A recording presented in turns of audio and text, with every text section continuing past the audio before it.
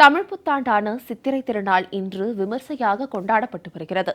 சென்னை வடபழனி முருகன் கோயிலில் திரளான மக்கள் கூடி சாமி தரிசனம் செய்து வருகின்றனர். இதுகுறித்தான கூடுதல் தகவல்களை எமது செய்தியாளர் ஐயப்பன் நேரலையில் வழங்க கேட்கலாம். வணக்கம் ஐயப்பன். இன்று தமிழர் திருநாள் அன்று வெகு விமர்சையாக கொண்டாடப்பட்டு வருகிறது. சென்னை வடபழனி முருகன் கோவிலில் திரளான மக்கள் கூடியிருக்கிறார்கள். இது குறித்தான விரிவான விவரங்களை பதிவிடுங்க.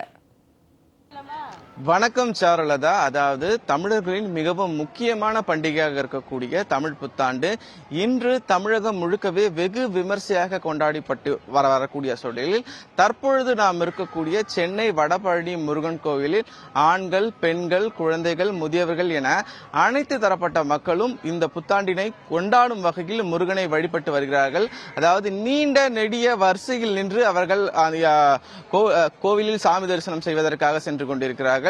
குறிப்பாக இன்றைய பொழுதினை பொறுத்தமட்டிலும் இன்றைக்கு அதிகாலை 4 மணிக்கு நடையானது திறக்கப்பட்டிருக்கிறது. இது இன்று இரவு 12 மணி வரையிலும் கோயில் நடையானது திறக்கப்பட்டிருக்கும் என்று கோவில் நிர்வாகமானது தெரிவிக்கப்பட்டிருக்கிறது.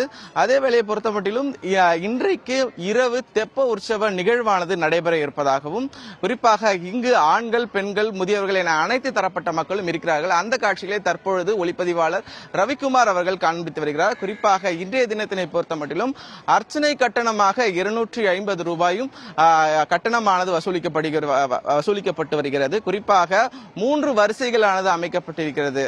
அதாவது கர்ப்பிணி பெண்கள், முதியோர்கள் அவர்களுக்கு தனியாக ஒரு வரிசையும், அதற்கு அடுத்தபடியாக 100 ரூபாய் சிறப்பு தரிசன வரிசையும், அதற்கு அடுத்தபடியாக இலவச தரிசனமும் இங்கு 3 வரிசைகளானது அமைக்கப்பட்டு தொடர்ச்சியாக பொதுமக்கள் சென்று கொண்டிருக்கிறார்கள். அதே வேளையை பொறுத்தமட்டிலும் கட்டண விவரத்தினை பொறுத்தமட்டிலும் இந்த இடத்திலே பொறுத்தமட்டிலும் காலை 8 மணி முதல் 11 மணி வரை இங்கு அதாவது கட்டணமானது வசூலிக்கப்பட்டு வருகிறது.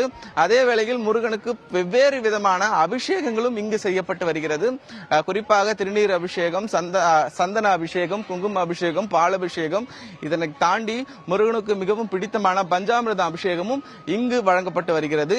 அதே வேளையில் இங்கு வரக்கூடிய பொதுமக்கள் அவர்களுடைய படிப்பு சார்ந்தும், வேலை சார்ந்தும், ஊதியம் சார்ந்தும் பல்வேறு விதமான வேண்டுதல்களை முன்னிறுத்தி இங்கு வரக்கூடிய பொதுமக்கள் அவர்களுடைய வேண்டுதலை நிறைவேறும்படி முருகனுடன் வழிபடும் விதத்தில் இங்கு வருகை புரிந்து அவர்களுடைய வேண்டுதலை நிறைவேற்றும்படி இங்கு முருகனிடம் சாமி தரிசனமானது செய்து வருகிறார்கள். குறிப்பாக பாதுகாப்பு ஏற்பாடுகளை பொறுத்தமட்டிலும் 100க்கும் மேற்பட்ட காவல்துறையினர் பாதுகாப்பு பணியில் ஈடுபட்டு வருகிறார்கள். அதே வேளையில் சீருடை அல்லாத காவலர்களும் இங்கு அதாவது பாதுகாப்பு பணியில் ஈடுபட்டு வருகிறார்கள்.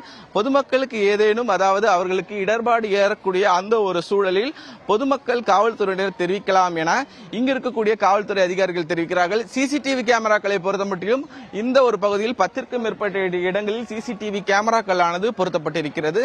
அதே வேளையில் சிசிடிவி கேமராக்களை ஆராய்ந்து குற்றங்கள் ஏதேனும் நடக்கக்கூடிய பட்சத்தில் விரைவாக துரிதமாக நடவடிக்கை எடுக்கப்படும் என காவல்துறை தரப்பு தெரிவிக்கப்பட்டிருக்கிறது.